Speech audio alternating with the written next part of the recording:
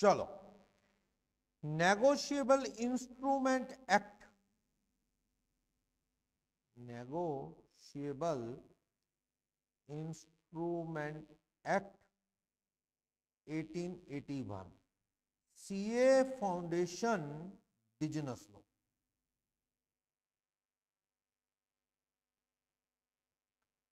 तो CA foundation business law में negotiable एक इंपॉर्टेंट टॉपिक है, इसकी रिवीजन क्लास 2 आप कंटिन्यू करने जा रहे हैं। क्या इसमें क्या बात करता है देखते हैं। अपन ने अब तक इसमें पढ़ा, उसमें कोई डाउट? सेक्शन 13 किस चीज का था? सेक्शन 13 वो बताता था कि नेगोशिएबल इंस्ट्रूमेंट में क्या क्या आता है। Promissory note, bill of exchange and cheque. Section 13 बता रहा था कि ऑर्डर इंस्ट्रूमेंट बेरर क्या है। 11-12 क्या बताते थे? 11-12 इनलैंड है के फॉरेन इंस्ट्रूमेंट। 14 बता रहा था नेगोशिएशन की बात। क्या? नेगोशिएशन, जिसमें सेक्शन 47 बता रहा था और सेक्शन 48 बात कर रहा था क्या कि भाई जो इंस्ट्रूमेंट बेरर है डिलीवरी काफी है। 48 क्या बता रहा था? जो ऑर्डर है उसमें डिलीवरी भी और एंडोर्समेंट भी। लेकिन सब्जेक्ट टू सेक्शन 58 जो कहता था कि चुरा के गिरा हुआ मिलने से मालिक क्यों नहीं बदलते, बात की थी अपन ने, ठीक है। यहां तक कोई डाउट? सेक्शन 40 डिलीवरी की क्यों जरूरत है? डिलीवरी की बहुत जरूरी है, बिना डिलीवरी के ओनरशिप ट्रांसफर नहीं हो सकती, ये बात अपन ने की थी।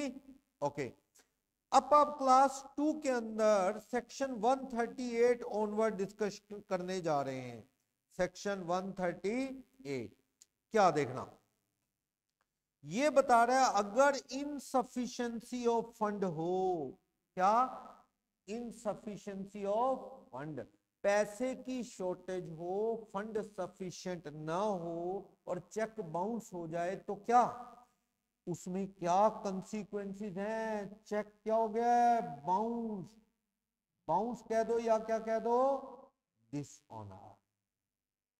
डिसऑनर्ड हो गया है, डिसऑनर ऑफ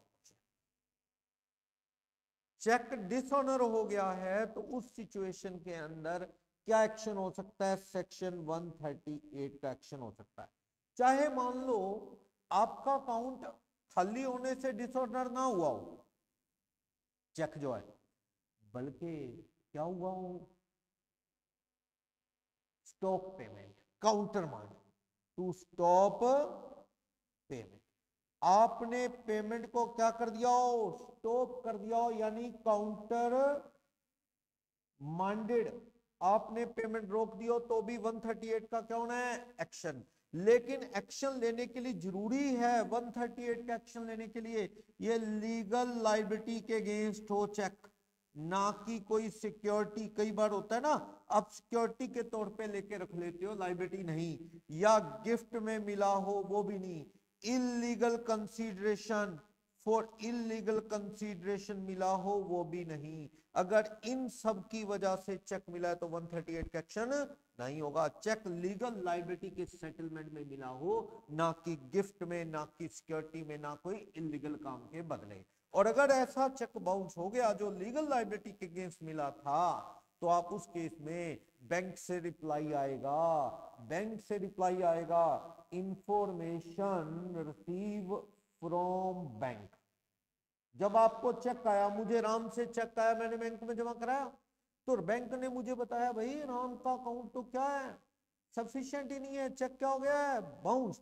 बैंक से इंफॉर्मेशन आई about dishonour of cheque, cheque के डिसऑनर की बैंक से इंफॉर्मेशन आई। उसके विद इन 30 डेज, कितने दिन का टाइम है? 30 डेज आपको वार्निंग देनी है, warning to draw of cheque. भैया तेरा चेक बाउंस हो गया, उसको वार्निंग दो 30 दिन के अंदर अंदर। मान लो आपको 5 जनवरी को क्या हुआ? इंफॉर्मेशन आई, तो आपको 30 दिन मतलब 4 फरवरी तक अप टू 4 फरवरी तक वार्निंग देनी है किसको, ड्रॉर को पैसा दे दे और वेट करो अगले कितने, विद इन 15 डेज, या आप कह दो for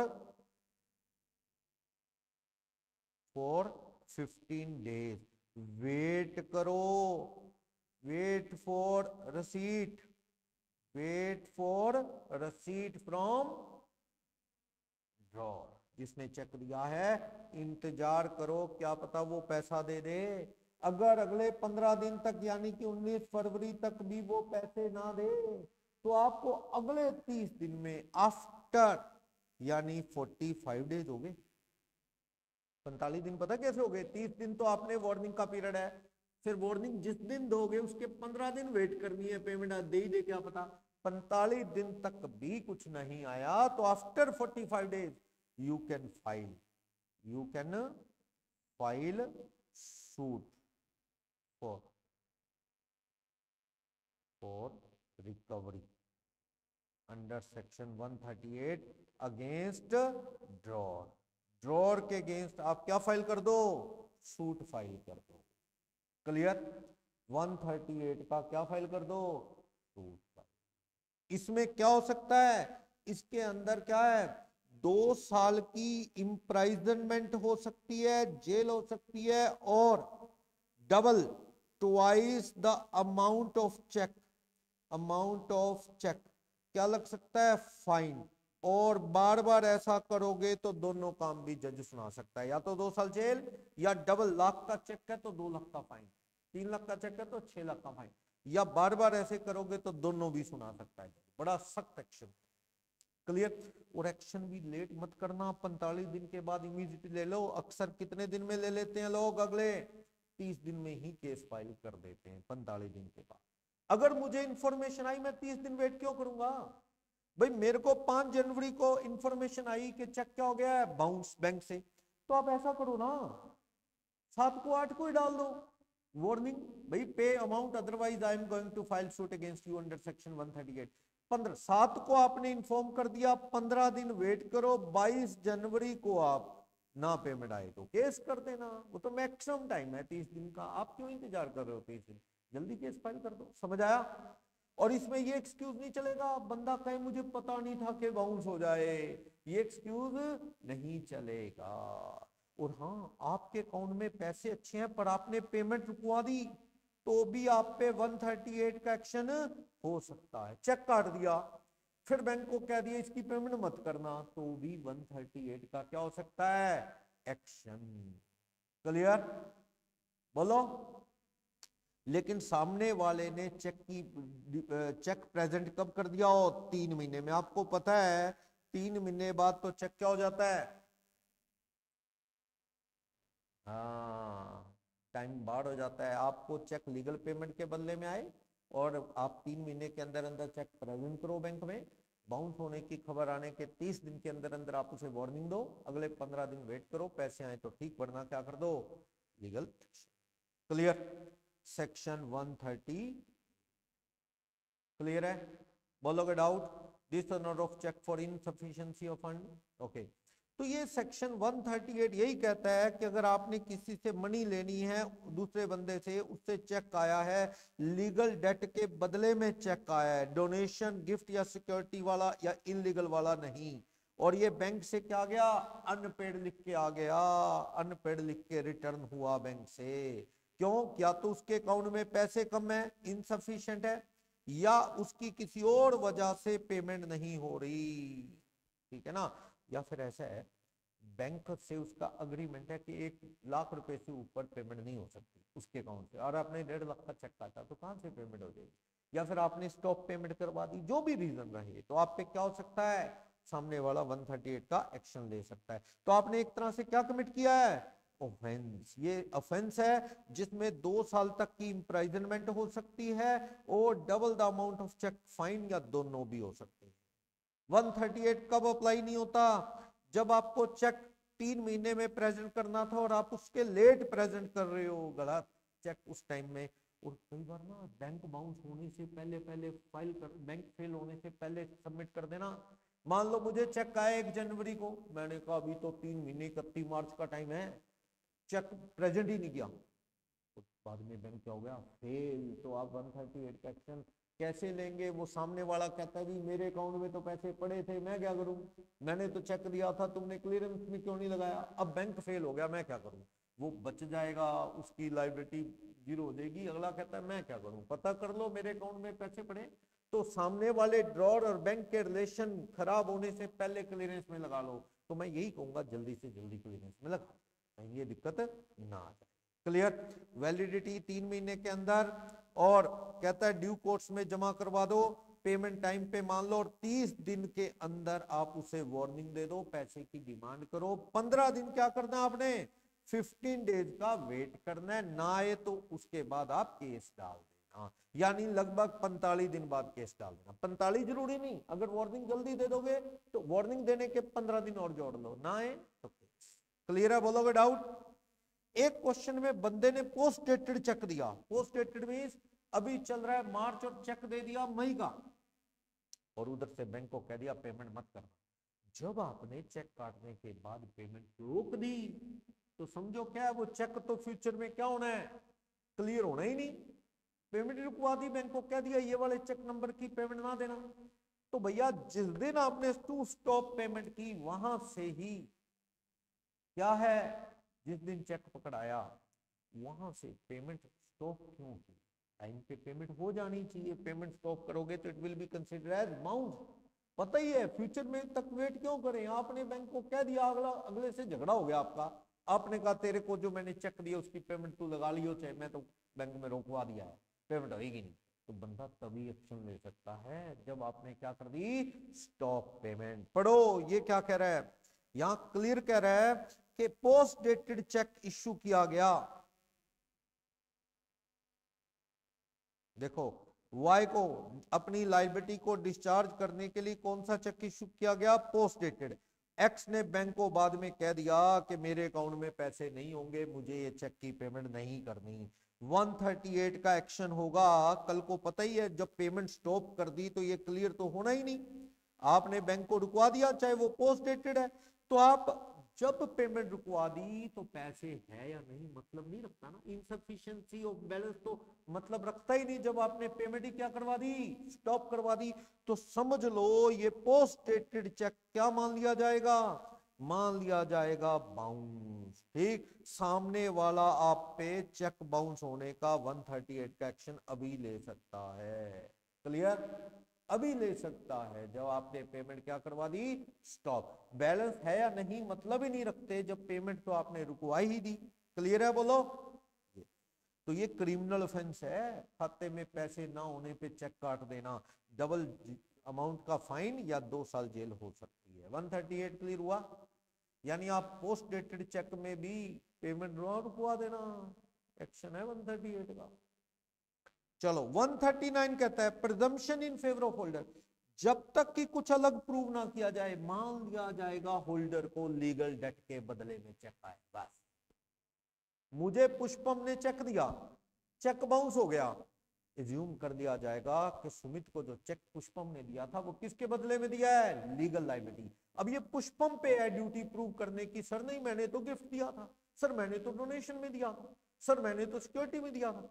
It duty to prove that check has been issued otherwise than for the settlement of legal debt lies on law.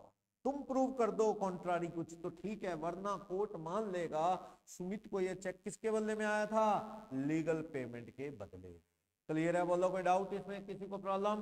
ठीक है ना?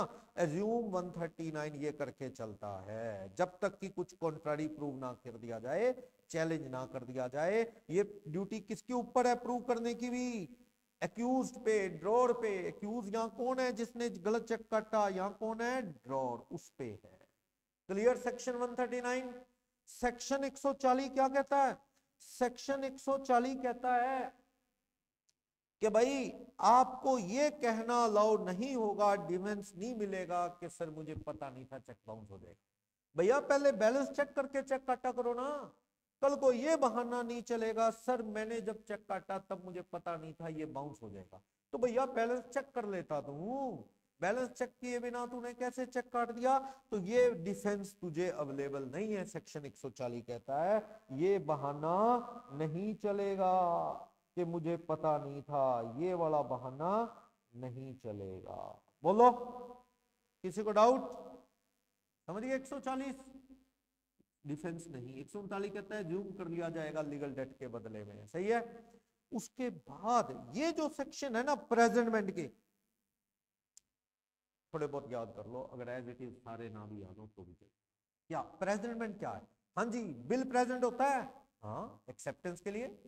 प्रोमिसरी नोट प्रेजेंट होता है, जरूरत नहीं, लेकिन वो आफ्टर साइट वाला है। मान लो 3 months आफ्टर साइट, क्या है? आए राम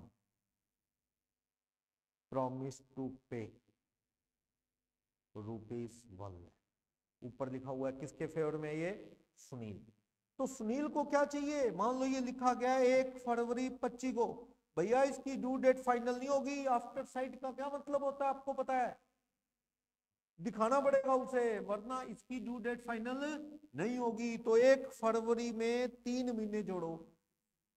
अगर ये आफ्टर डेट होता तो इसकी ड्यू डेट क्या होती? तब ड्यू डेट क्या होती इसकी? बोलो क्या होती? जोड़ो, आफ्टर डेट होता तो 1 फरवरी से 1 मार्च, 1 अप्रैल, 1 मई, 3 दिन ग्रेस, 4 मई होती। लेकिन नहीं, ये आफ्टर साइट वाला है, आपको दिखाना पड़ेगा। किसको? प्रोमिसर को।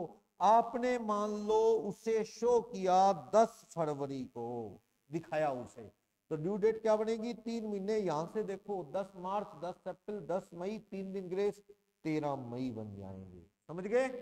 तो आफ्टर साइट में प्रोमिसर को दिखाना है। ये लटकाने वाला केस है कि बंदा दिखाएगा नहीं, ड्यू डेट फाइनल होएगी नहीं। बंदे को नॉलेज नहीं थी आफ्टर साइट का मीनिंग, वो 1 फरवरी के बाद लेके बैठा रहा, 4 मई को पैसे लेने आया। प्रोमिसर ने कहा 4 मई को तू मुझे दिखा रहा है, इसका मतलब ड्यू डेट 4 मई से 3 महीने, 4 जून, 4 जुलाई, 4 अगस्त, 7 क्या बन जाएगी? 4 मई से जून, जुलाई, अगस्त, 7 अगस्त। इसकी गलती मत करना, साइट करना। और बिल में भी होता है हाँ यही रूल कि भाई सामने बिल में तो क्या है, एक्सेप्ट करवाओगे ना, जब वो एक्सेप्ट के साइन मार देगा तो आफ्टर साइट हो ही गया, वो तब से गिन लेंगे। लेकिन ना कई बार बिल ना बिना एक्सेप्टेंस के आगे आगे चले जाते हैं। हाँ, मान लो राम ड्रॉर ऑफ बिल है, कौन है? Drawer of bill. राम मान लो ड्रॉर ऑफ बिल है। क्या है? Drawer of bill. Drawn on किस पे लिखा? शाम पे। शाम कौन है? ड्रॉई। कब लिखा?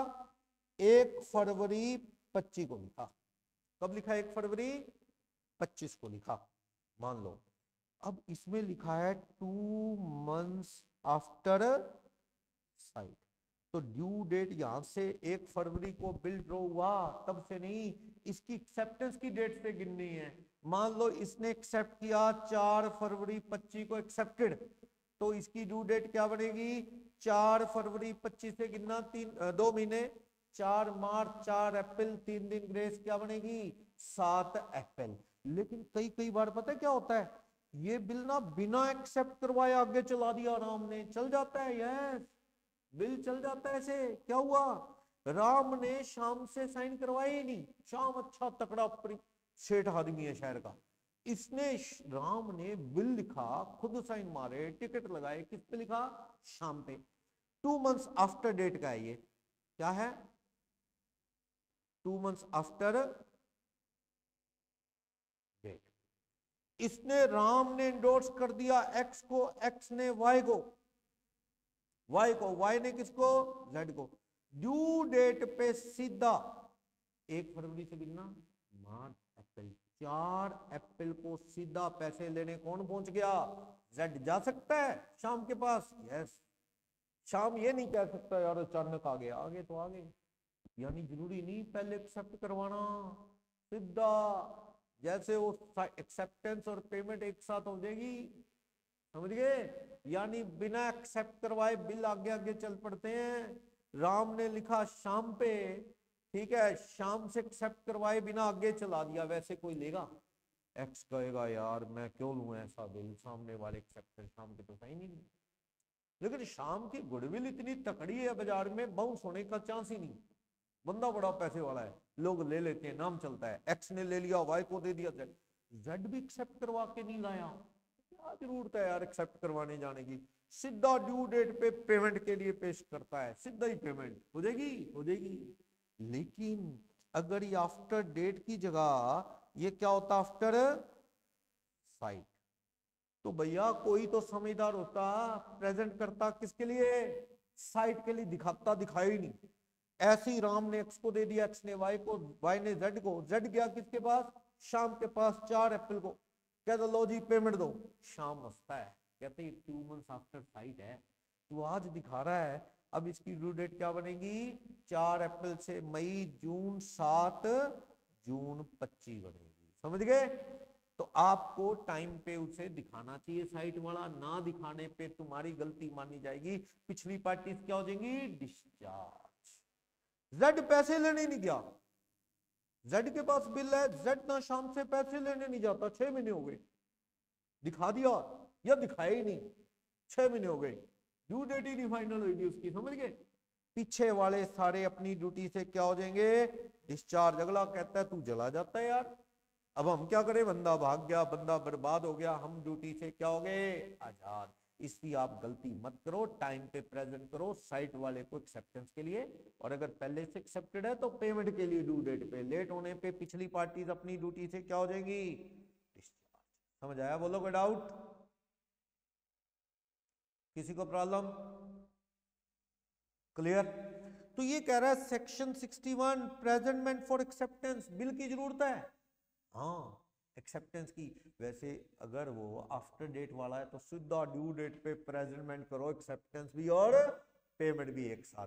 प्रोमिसरी नोट को तो एक्सेप्ट किया नहीं जाता, लेकिन फिर भी दिखाना जरूरी है, अगर वो क्या आफ्टर साइट वाला, बिल को भी दिखाना है, ड्यू डेट तो फाइनल होगी। और चेक को तो कभी दिखाने की यूं जरूरत ही नहीं, इंडिया में बस पैसे होने चाहिए खाते में, सीधा पेमेंट लेने चले जाओ, हमेशा ही क्या होता है ऑन डिमांड, उसकी तो ड्यू डेट फाइनल भी नहीं होनी। हाँ अगर पोस्ट डेटेड है तो अलग बात है, उस डेट तक आने का वेट करना होगा। सेक्शन कौन सा, 61।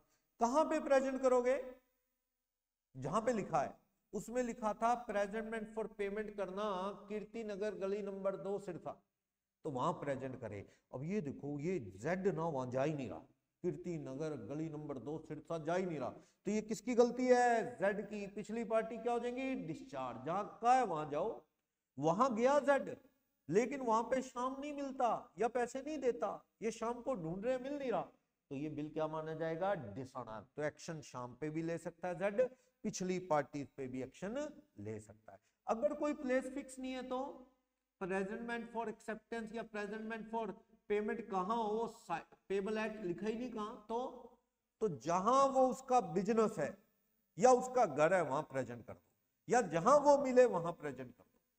भाई उसका घर और उसका ठिकाना नहीं है, बाहर का बंदा है, उसका घर का एड्रेस, उसका बिजनेस है ही नहीं पता किसी को, तो जहां मिले मैरिज पैलेस में, किसी रेस्टोरेंट में, वहीं प्रेजेंट कर दो। अगर बंदा दुकानदार है तो उसकी दुकान पे कर दो, उसके घर पे कर दो। ना घर में मिल रहा, ना दुकान में मिल रहा, ना कहीं और मिल रहा, हम ढूंढ रहे हैं, तो मतलब डिसऑनर टू पे है, डिसऑनर टू एक्सेप्ट है, इसे क्या मान लिया जाएगा, डिसऑनर। समझ गए। और प्रेजेंट कब करना है, बिजनेस आवर में। जैसे दुकान पे जाओ रात को 1 बजे तो बंदा थोड़ी मिलेगा, या घर पे, नो, आप कहां प्रेजेंट करो, उसके जिस भी लोकेशन पे जहां मिले वहां पर करना। कब, वर्किंग आवर में। बैंक में अगर चेक लेने जाओ तो कब जाना, बैंकिंग आवर में, छुट्टी के दिन मत जाना। क्लियर। अगर बंदे को आपने एक प्रोमिसरी नोट दिया, भाई इसको तू क्या कर ले, देख ले, ताकि इसकी वैलिडिटी बन जाए, साइन मार दे, और साइट है ना, साइन मार दे। या बिल है तो उसको भी क्या है, एक्सेप्टेंस के लिए पेश किया, बंदा कहता मैं अभी सोचूंगा, टाइम मांग रहा है तो दे दो। 48 आवर से ज्यादा टाइम नहीं देना, 48 आवर बहुत होते हैं सोचने के लिए। छुट्टी है तो वो ना गिनो, मान लो सैटरडे है तो संडे छोड़ दो, मंडे और दे दो, यानी 48 वर्किंग आवर देने हैं, उसके अंदर भी साइन ना मारे तो डिसऑनर टू एक्सेप्ट है। समझ गए, डिसऑनर टू एक्सेप्ट। और ये बिल बिना एक्सेप्टेंस के आगे आगे गया था, मान लो ड्रॉर से एक्स से किसको गया, एक्स से किसको गया, वाई को, ठीक है, Y से किसको गया, Z को, Z उसको 5 दिन का टाइम दे देता है सोचने के लिए, तो ये गलती किसकी है, Z की। ज्यादा टाइम क्यों दिया, पीछे वाले अपनी ड्यूटी से क्या हो जाएंगे, डिस्चार्ज। अगर ये डिसऑनर हुआ तो हम जिम्मेवार नहीं। 48 घंटे सोचने के लिए बहुत होते हैं। तो प्रेजेंटमेंट सेक्शन 61 कहता है कहां प्रेजेंट करना, उसके प्लेस पे जहां पे वो अवेलेबल हो। रीजनेबल सर्च पे नहीं मिलता उसके घर चले जाओ, जहां मिलता है वहां चले जाओ। जहां बात हुई है, बिल में लिखा है पेबल एट, वहां प्रेजेंट कर दो। नहीं बात हुई तो जहां पे रीजनेबल सर्च पे मिलता है वहीं। पूरी कोशिश करके कहीं भी नहीं मिलता तो ये डिसऑनर टू एक्सेप्ट और डिसऑनर टू पे मान लिया जाएगा। बोलो कोई डाउट, प्लेस फाइनल नहीं तो जहां मिलता है वहां। क्या स्पीड पोस्ट से भी प्रेजेंट किया जा सकता है, यस। अगर वहां एरिया में ट्रेंड है कि आप स्पीड पोस्ट से प्रेजेंट कर दो, वो एक्सेप्ट करके वापस स्पीड पोस्ट कर देगा। आजकल तो पेमेंट भी क्या है, स्पीड पोस्ट से पेमेंट के लिए प्रेजेंट कर देते हैं, सीधा अगला खाते में पैसे डाल देगा। अगर ट्रेंड है तो स्पीड पोस्ट की भी हेल्प ली जा सकती है। सेक्शन 61 समझ आया। सेक्शन 62 क्या कहता है, कहता है presentment for of promissory note for site हो सकता है, यस। वैसे तो मैंने बताया था प्रोमिसरी नोट की एक्सेप्टेंस की जरूरत ही नहीं, क्योंकि कौन लिखता है, प्रोमिसर। साइन किसके होते हैं, प्रोमिसर खुद। डेटर ही लिखता है मैं दे दूंगा पैसे, तो एक्सेप्टेंस की जरूरत नहीं। पर अगर वो लिखा है 2 months आफ्टर साइट, तो फिर उसे दिखाना पड़ेगा, तब उसकी ड्यू डेट फाइनल होगी। अगर आफ्टर साइट वाला है तो क्लियर, मेकर यानी डेटर को दिखाना पड़ेगा। तो और दिखाना कहाँ है, जहां बात हुई है। नहीं मिलता तो उसकी दुकान घर पे, जहां मिले वहां। नहीं मिलता कहीं भी तो डिसऑनर टू पे मान लो भी वो देना ही नहीं चाहता, उस पर एक्शन ले सकते हो। सेक्शन 62। सेक्शन 63 किस चीज का है, सेक्शन 63 कहता है ड्रॉइज टाइम फॉर डेलिब्रेशन। डेलिब्रेशन मतलब सोचने का टाइम, टाइम अलाउड, सोचने का टाइम अलाउड फॉर थिंकिंग, कि भाई मैं इस पे साइन मारूं, एक्सेप्ट करूं, पैसे का इंतजाम हो जाएगा कि नहीं। कितना टाइम दे सकते हो, 48 घंटे। छुट्टी है तो छोड़ दो, एक दिन और दे दो, ऐसे समझ गए। उसके अंदर भी अगर वो कोई जवाब नहीं देता तो क्या मान लेना, वो एक्सेप्ट करना नहीं चाहता। समझ गए। 63। 64 सेक्शन क्या कहता है, प्रेजेंटमेंट फॉर पेमेंट होगी, और क्या, बिल की भी और प्रोमिसरी नोट की भी। चेक की किसमें होंगी, ड्रॉई कौन होता है चेक की किसमें, बैंक। तो वो बैंक में 3 महीने के अंदर लगाना होता है, वरना वो टाइम बार हो जाता है। तो कहता है promissory note, bill of exchange, cheque present होने चाहिए। किसको, मेकर को क्या जाएगा, प्रोमिसरी नोट। एक्सेप्टेड ड्रॉई को क्या जाएगा, बिल। चेक किसको जाएगा, ड्रॉई बैंक को, पेमेंट के लिए प्रेजेंट होगा। ठीक, अगर वो डिफॉल्ट करता है प्रेजेंटमेंट में होल्डर, तो पिछली पार्टी क्या हो जाएंगी, डिस्चार्ज। आप पैसे नहीं लेने जा रहे बैंक से या ड्रॉई से या मेकर से, तो पिछली पार्टी क्या हो जाएंगी, पिछले एंडोर्सर। और प्रेजेंटमेंट फॉर पेमेंट भी किससे हो सकता है, स्पीड पोस्ट से, डाक से हो सकता है। क्लियर बोलो, पोस्ट ऑफिस के थ्रू। सेक्शन 64 समझ आया, प्रेजेंटमेंट फॉर पेमेंट। 61 क्या था, प्रेजेंटमेंट फॉर एक्सेप्टेंस। क्लियर। 62 कहता था साइट वाले प्रोमिसरी नोट को तो प्रेजेंट करना है, बिल को तो करना ही होता है, तो वो तो पता ही है, लेकिन प्रोमिसरी नोट को भी करना पड़ जाएगा आफ्टर साइट। 63 में टाइम 48 आवर्स से ज्यादा नहीं देना। ठीक है, ये है। अगर promissory note payable on demand है तो फिर क्या है, फिर तो उसमें टाइम फाइनल होना ही नहीं ना। प्रोमिसरी नोट क्या है, कहता है आए सुमित प्रॉमिस टू पे ₹1 lakh on demand to Pushpam.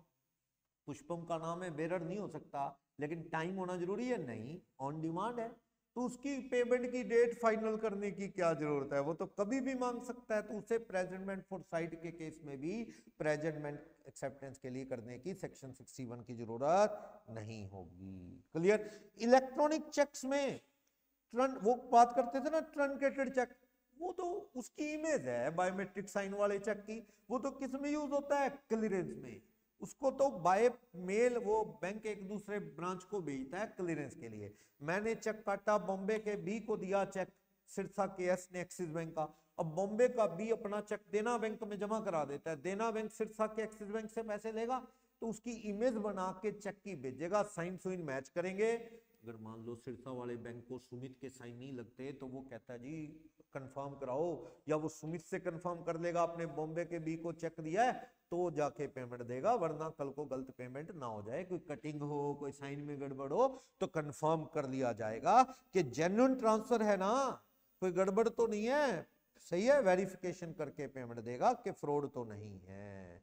Clear हो जाएगा। ट्रंकेटेड तो चेक क्लियरेंस में काम आता है और कुछ नहीं। आर फॉर पेमेंट सेक्शन 65 कहता है, आर फॉर पेमेंट बताया ना, यूजुअल बिजनेस क्या आ रहे हैं, बैंक है तो 4-5 बजे तक जाना है, 8 बजे रात को बैंक में जाके कह रहा है गालियां दे रहा है, कहता पैसे दो, पैसे थोड़ी मिलेंगे, टाइम होता है ये जी। सेक्शन 65। सेक्शन 66 क्या कहता है, presentment for payment after date और आफ्टर साइट। भाई पेमेंट साइट के लिए करो, मेच्योरिटी पे पेश करो, नहीं करेगा जो वो जिम्मेवार है। पिछली पार्टी क्या हो जाएगी, डिस्चार्ज। ड्यू डेट है 4 अप्रैल, लेने जाओ ना, 4 को नहीं गए, 5 को, 7 को, 3 महीने लेने ही नहीं जा रहे, कहता खर्च हो जाएंगे पैसे, लेने नहीं गया, इतने में बंदा भाग गया, ड्रॉई या फिर वो मेकर, पिछली पार्टी क्या हो जाएगी, डिस्चार्ज। तो भैया ड्यू डेट पे पैसा लेने जाओ 3 दिन ग्रेस जोड़ के, वरना discharge. Presentment for payment of promissory note payable by instalment, section 67 कहता है, मान लो ऐसे लिखा हुआ है, ₹1,00,000 की क्वार्टरली पेमेंट होगी, क्वार्टरली पेमेंट ₹1,00,000 की, ठीक है। पेमेंट कब कब, 31 मार्च, 30 जून, 30 सितंबर, 31 दिसंबर, ऐसे है। तो आप ना प्रोमिसरी नोट को 31 मार्च में 3 दिन ग्रेस के जोड़ के, कब जाना पैसे लेने, 3 दिन ग्रेस के जोड़ के 3 अप्रैल को चले जाओगे, 3 अप्रैल को पेमेंट होगी, बस उस पर लिख दिया जाएगा कि ये वाली इंस्टॉलमेंट सी, वापस ले आना वो प्रोमिसरी नोट, फिर दोबारा जाना 3 जून के बाद 3 दिन ग्रेस के जोड़ के, ऐसे बार बार पेश किया जाएगा, लास्ट में उसको दे देना पेमेंट देके, चौथी बार, जो भी मान लो जितनी भी किस्तें हैं तो हर किस्त में प्रेजेंट किया जाएगा। सेक्शन 67 कहता है अगर कई किस्तों में पेमेंट होनी है, पर हर किस्त में टाइम पे प्रेजेंट करना, वरना पिछली पार्टी की जिम्मेवारी नहीं होगी। क्लियर बोलो, जब एंड में मैच्योरिटी हो जाएगी सारी किस्तों की, तो वापस उसको प्रोमिसरी नोट उसका दे देना। नेक्स्ट सेक्शन 68 और 69 ए की बात करते हैं। कौन से section, 68, 69। Instrument payable eight specified place note elsewhere.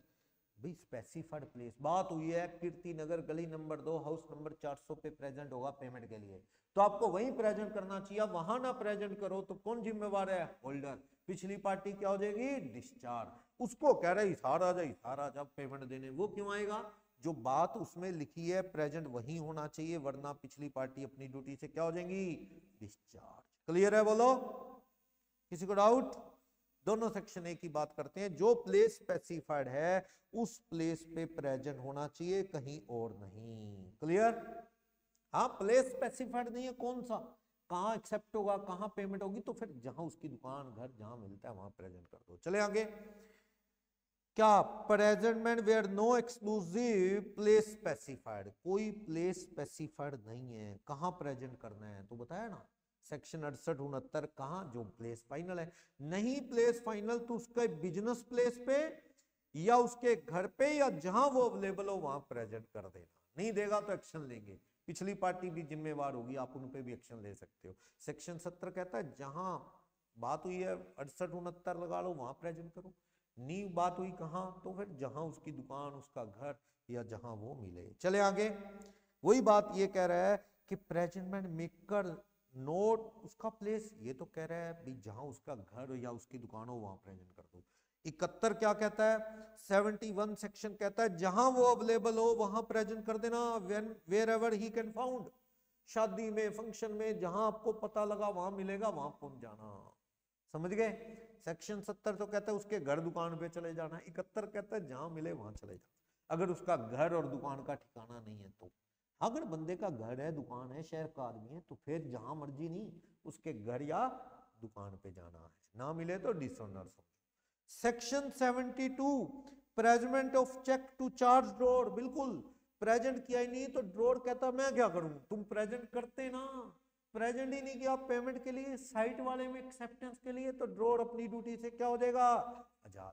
मैंने पुष्पम पे बिल लिखा, पुष्पम ने एक्सेप्ट कर लिया, ठीक है, 3 महीने का बिल, मैंने अर्जू को एंडोर्स कर दिया, अर्जू ने एक्स को, एक्स ने वाई को, वाई पेमेंट लेने ही नहीं जा रहा, तो मेरे पे कोई बात आएगी कल को, नहीं, मैं अपनी ड्यूटी से क्या हो जाऊंगा, डिस्चार्ज। और हाँ चेक है ना, चेक 3 महीने वैलिड है, पर बैंक से उस सामने वाले ड्रॉर के रिलेशन खराब होने से पहले क्लियरेंस में लगा दो, कल को बैंक फेल हो गया ना, बैंक फेलियर हो गया तो भैया ड्रॉर पे केस नहीं कर पाओगे इन case of failure of bank. ये विद एग्जांपल है अपने नोट्स में। क्लियर? तो सेक्शन 72 कहता है देर मत करो, चेक तो ऑन डिमांड ही है, इमीडिएटली जाओ। आप कहते हो 3 महीने वैलिड है, आराम से जाएंगे, इतने में बैंक फेल हो गया तो ड्रॉर जिम्मेवार नहीं होगा। समझ गए? बैंक फेल हो जाते हैं। अबे पीछे अफवाह नहीं उड़ी थी यस बैंक बर्बाद हो जाएगा, और महाराष्ट्र के बैंक नहीं बंद हो रहे, पैसा देना है लोगों को, जो था डूब गया बैंक का, बैंक फेल हो गया, पैसे खत्म, इंसॉल्वेंट हो गया, खासकर private bank.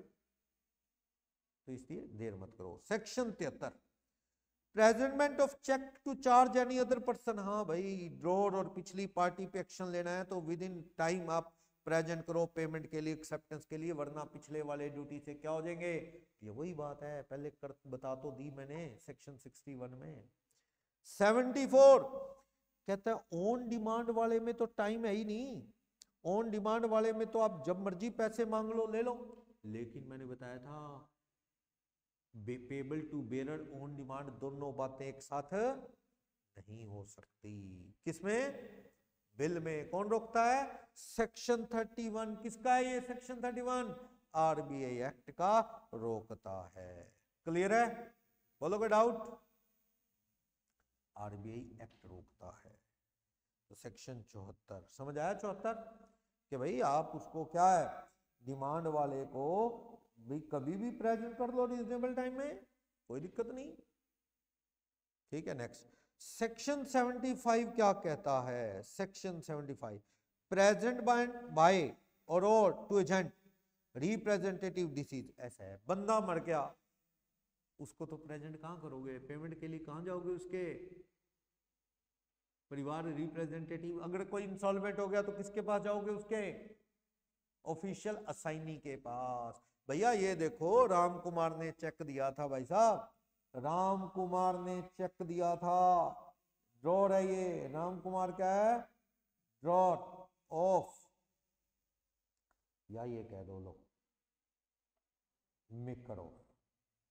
Maker of promissory note. कब दिया था? 1 जनवरी 25, 3 महीने का। ठीक है, ड्यू डेट कब बनी?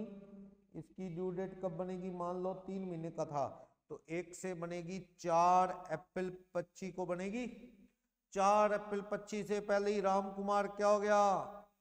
राम कुमार इंसॉल्वेंट हो गया। ऑन 31 मार्च 25 को ही राम कुमार क्या हो गया? इंसॉल्वेंट हो गया। इस सिचुएशन में आप क्या करोगे? राम कुमार क्या हो गया है? इंसॉल्वेंट। उस सिचुएशन में आप क्या करोगे?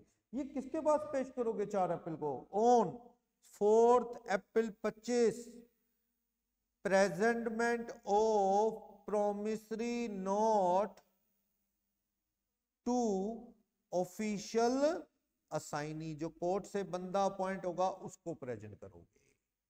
क्लियर? या किसको? अगर मर गया, अगर ये इंसॉल्वेंट की जगह क्या होता? एक्सपायर्ड। तो किसे प्रेजेंटमेंट करोगे आप? किसको? लीगल रिप्रेजेंटेटिव को। बोलो।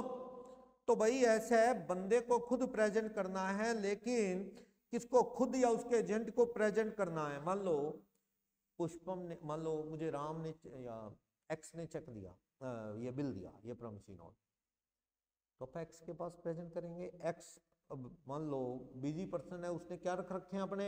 एजेंट। तो किसको प्रेजेंट करोगे? उसके एजेंट को। लेकिन अगर एक्स इंसॉल्वेंट हो गया तो किसको? ऑफिशियल असाइनी को। एक्स मर गया तो किसको प्रेजेंट करोगे? उसके लीगल रिप्रेजेंटेटिव को पेमेंट के लिए। पर शर्त ये बताया था कॉन्ट्रैक्ट एक्ट में, वो पीछे क्या छोड़ गया हो मरने वाला? प्रॉपर्टी तो देगा रिप्रेजेंटेटिव, या ऑफिशियल असाइनी कब देगा? जब जाने वाला क्या छोड़ गया हो? प्रॉपर्टी, वरना वो पेमेंट नहीं देंगे। क्लियर? बोलो। ठीक है, मर गया तो उसके लीगल रिप्रेजेंटेटिव को, इंसॉल्वेंट हो गया तो किसको? उसके असाइनी को प्रेजेंट करोगे। समझ गए? जिंदा है तो खुद को या उसके एजेंट को प्रेजेंट करोगे। क्लियर है? बोलो। सेक्शन 75 समझ आया? नेक्स्ट सेक्शन 75A क्या कहता है? Excuse for delay in presentment, yes. आप कहते हो सर हमारे एरिया में क्या लग गया, कर्फ्यू लग गया सर, कर्फ्यू लग गया, या कम्युनल राइट, दंगे चल रहे थे सर, दंगे चल रहे थे हमारे एरिया में, तो उस वक्त मैं नहीं प्रेजेंट कर सकता था सर, रास्ते बंद थे, तो ये बहाना चल जाएगा। फिर लेट भी प्रेजेंट करोगे तो गलत नहीं माना जाएगा, आप जिम्मेवार नहीं होंगे। कोई ये नहीं कहेगा तूने प्रेजेंट क्यों नहीं किया, पिछली party will not be discharge.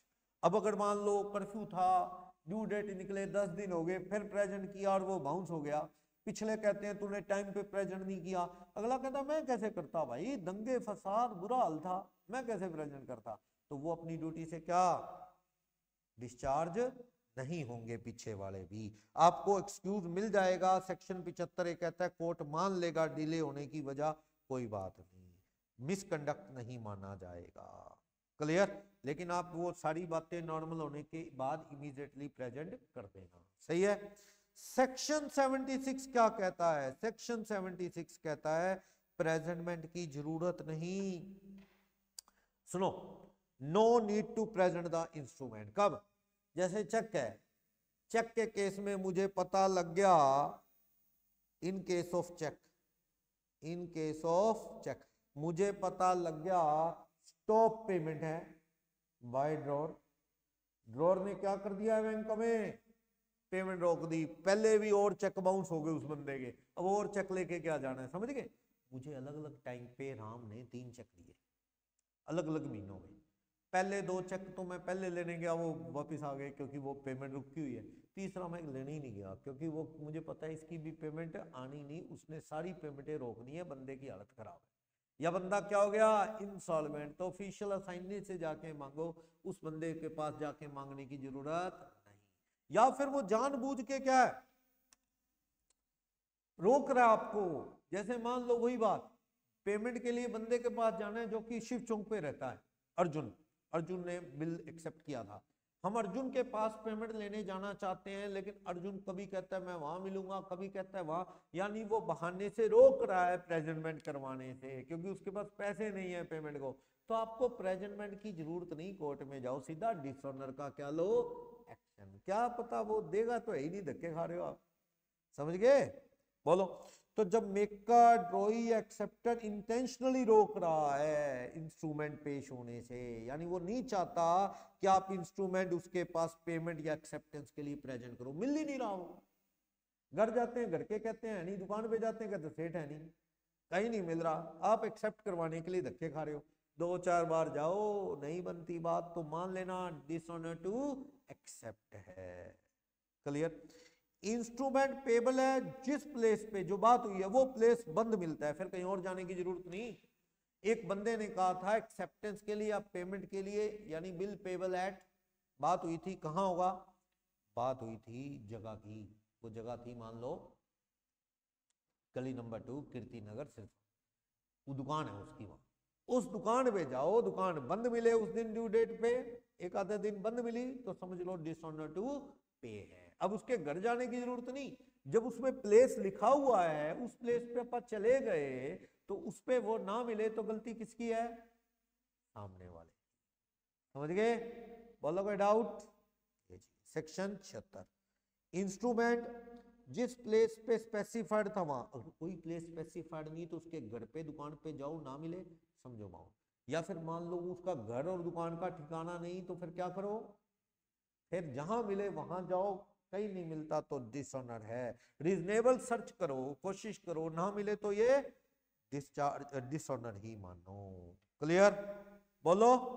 तो कह रहा है कब सेक्शन 76 कहता है प्रेजेंटमेंट की जरूरत नहीं, एक्सक्यूज हो जाएगी प्रेजेंटमेंट जब वो रोक रहा है प्रेजेंट से, या उसका प्लेस जो बिजनेस का फाइनल हुआ था वहां नहीं मिलता, या उसका प्लेस फाइनल नहीं था लेकिन उसके घर दुकान पे गए नहीं मिला, या फिर रीजनेबल कहीं और ढूंढने पे भी नहीं मिला, तो आपको प्रेजेंटमेंट की जरूरत नहीं, ढूंढते रहोगे क्या, समझ गए, ठीक है। तो वो कह रहा है कि against any party sought to be charged there with if engage to pay not with standing none, यानी draw in case of need, draw in case of need, ऐसा है एक बंदे से आपने पैसे लेने हैं पर उसके स्पोर्ट में एक्सेप्टर के एक बंदा और आ गया, राम ने बिल एक्सेप्ट किया था, राम की सपोर्ट में श्याम आ गया कि कल को राम से पैसे लेने हो, अगर वो ना दे पाए या मांगो आप ना दे तो एक्शन ना लेना, मुझ पे मेरे से ले लेना। तो अपन ड्रॉइंग केस ऑफ नीड से मांग लेंगे, अपने को उसके पास फिर मांगने की जरूरत क्या, धक्के खाने की, ये चीज है। क्लियर? ये है। तो as against any party maturity with knowledge that instrument has not been presented, भाई सीधी सी बात है, जो प्रॉमिस कर रहा है पैसा देने की दे दे तो ठीक है, ना दे तो वो डिसऑनर है, कहीं और एफर्ट्स की जरूरत नहीं है। ठीक, ये है। ठीक है, सेक्शन नेक्स्ट पे आ जाओ। 77 क्या कहता है? Section 77, liability of banker for negligently dealing with bill presented for payment. अगर बैंक ने गलत तरीके से बिल की पेमेंट से इनकार किया तो बैंक पे एक्शन हो सकता है। सुनो, मैंने एक बिल एक्सेप्ट किया, लिखा पुष्पम ने था मुझ पे और मैंने एक्सेप्ट किया, पुष्पम ने बैंक में जमा करा दिया, ठीक है, मेरे बैंक में। पुष्पम का भी मान लो खाता वही है कि सुमित के अकाउंट पे ड्यू डेट से काट के पैसे मेरे अकाउंट में डाल देना, बिल जमा। बैंक नादान है, बैंक लापरवाही है, उन्होंने मेरे अकाउंट से पैसे ड्यू डेट पे काटे ही नहीं, जबकि उन्होंने मुझसे पूछ भी लिया था कि भाई ऐसे करके पुष्पम ने एक बिल दिया है जो एक्सेप्टेड बाय यू सर, आप वो कर लें। मैंने कहा हाँ काट लें। फिर भी बैंक उसको पेमेंट नहीं दे रहा पुष्पम को, तो कौन जिम्मेवार है? पुष्पम ने सही तरीके से बैंक को दे दिया, बैंक ने आगे से कंफर्म भी कर लिया, सुमित आपने बिल एक्सेप्ट किया था पुष्पम नाम के बंदे के फेवर में, मैंने मान भी लिया। फिर भी बैंक उसको पेमेंट ना दे तो इसमें गलती किसकी है? बैंक की। बैंक पे क्या होगा? एक्शन। मेरी गुडविल का लॉस होता है तो भी बैंक पे क्या लूंगा? एक्शन। तो वो कह रहा है अगर कोई बिल है, कहता है पेबल, बात हुई थी किस बैंक में पे होगा? एक्सिस बैंक में, और बैंक को बता दिया गया था कि इस बिल की ड्यू डेट पे पेमेंट दे देना। अगले ने बैंक में प्रेजेंट कर दिया ड्यू डेट पे, बैंक डिसऑनर कर दे लापरवाही से, वापस भेज दे, पेमेंट ना दे, तो इसमें बैंक को क्या करना पड़ेगा? कंपनसेशन देना पड़ेगा। क्लियर? पुष्पम केस ठोक देता है कल को बैंक की गलती की वजह से मुझ पे भी और बैंक पे भी, तो बैंक जिम्मेवार, लॉस कंपनसेट कर दे। गलत तरीके से क्यों बाउंस किया, मतलब पेमेंट क्यों नहीं दी, जब मैंने कह दिया था कि हाँ बैंक को पेमेंट दे देना, और उस पर लिखा भी था payable eight axis bank Sirsa सागवान चौक सिरसा, तो अगला ड्यू डेट पे वहां पहुंच गया लेने खाते से, तो बैंक को देने चाहिए थे। बैंक लापरवाही से बाउंस करता है तो कौन जिम्मेवार है? बैंक। सेक्शन 77। हाँ, बैंक कंफर्म जरूर करेगा, ये उसका राइट है। भी दे दूं कि नहीं, बोलो। नेक्स्ट चले आगे। तो ये सेक्शन ना प्रेजेंटमेंट के छोटे छोटे काफी हैं, 61 से लेके 77 तक के सेक्शन है, ठीक है, ओवरव्यू ले लो, कुछ खास इतना ज्यादा। हाँ, कंपनसेशन का सेक्शन, कौन सा सेक्शन? 117, rules of compensation. अगर कोई इंस्ट्रूमेंट बाउंस होता है, बाउंस होने पे उस पे क्या कंपनसेशन देना पड़ेगा? एक तो नोटिंग चार्जेस, एक लेट होने का क्या? इंटरेस्ट। कोई अदर और चार्जेस हैं तो वो भी। भैया मैंने बिल एक्सेप्ट किया, ड्यू डेट पे पेमेंट ना दूं तो सामने वाला किसके पास जाता है कंफर्मेशन के लिए? नोटरी के पास जाके नोटिंग करवाता है ना, लिखवाता है कि bill has also been presented by me but dishonour to pay. तो उस केस में नोटिंग के चार्जेस जो है मेरे को भरने पड़ेंगे, लेट होने का इंटरेस्ट देना पड़ेगा, बात हुई है तो ठीक, वरना 18% पर एनम इंटरेस्ट देना पड़ेगा। अगर आपस में बात अंडरस्टैंडिंग है कि भाई तूने पेमेंट टाइम पे नहीं की, लेट दे रहा है, तो तेरे को 18%, 12, 15, 20, 25 जो भी बात हुई है उतना। अगर बात नहीं हुई तो कितना देना पड़ेगा इंटरेस्ट? 18। कोई और चार्जेस है वो भी, खासकर जो फॉरेन इंस्ट्रूमेंट है ना, फॉरेन बिल, उसमें तो आप क्या क्लेम कर सकते हैं? Loss of fluctuation in exchange rate, foreign exchange rate. समझ गए? मान लो पेमेंट आनी थी डॉलर में, डॉलर वो नहीं देता, इस बीच डॉलर सस्ता हो गया, फिर लॉस होगा ना एक्सचेंज रेट, वो भी मांग सकते हो। तो 117 कहता है कोई भी प्रोमिसी नोट या बिल बाउंस होता है तो बिल के केस में ड्रॉई या डॉर जो भी जिस पे भी एक्शन होगा उनको क्या देना पड़ेगा? नोटिंग चार्जेस प्लस क्या देना पड़ेगा? इंटरेस्ट। बात हुई है उतना नहीं हुआ तो 18%, कोई और चार्जेस है वो देने पड़ेंगे, प्लस अगर फॉरेन बिल है तो उसमें फॉरेन एक्सचेंज की फ्लक्चुएशन होती है ना वैल्यू की, तो वो भी देनी पड़ेगी। बोलो कोई डाउट? समझ गए, याद रख लोगे। एक तो कौन सी नोटिंग चार्जेस के खर्चे हो गए, दूसरा क्या है ये इंटरेस्ट, बात हुई है ठीक है, नहीं हुई तो कितने परसेंट होगा ये 18%। तीसरा अगर प्लेस अलग अलग है, फॉरेन का है, डॉलर के रेट अप डाउन होते हैं तो आपको एक्सचेंज रेट का डिफरेंस भी देना पड़ेगा। प्लेस डिफरेंट है तो एक्सचेंज रेट का डिफरेंस देना पड़ेगा अगर प्लेस अलग है तो। क्लियर? सारे खर्चे मांगो। देखो ऐसा है, अगर मैं होल्डर हूं, मेरे से पहले 10 बार इंडोर्स होके आया है, अगर वो एक्सेप्टर पेमेंट ना दे बिल की तो मैं ड्रॉई पे किसी पे एक्शन ले सकता हूं। मैंने पिछली पार्टी पुष्पम में उस पे एक्शन लिया, तो पुष्पम से निकलवाऊंगा इंटरेस्ट और चार्जेस, नोटिंग चार्जेस। पुष्पम क्या करेगा, ड्रोर या ड्रोई अपनी पिछली पार्टी किसी से भी मांग ले, ऐसे चलता है। ठीक है ना? आप अपनी पिछली इमीडिएट पार्टी पे एक्शन लेते हो ज्यादातर, आप कहते हो जी मैं क्यों ड्रोई से लड़ने जाऊं, मेरे को तो जिसने दिया था मैं तो उसको कहूंगा, ऐसे। तो आप पिछली पार्टी के पास जा सकते हो, नोटिंग प्रोटेस्टिंग के चार्जेस मांग सकते हो। क्लियर? समझ गए? तो प्रोमिसी नोट क्या था? अनकंडीशनल प्रॉमिस था, बात हुई थी।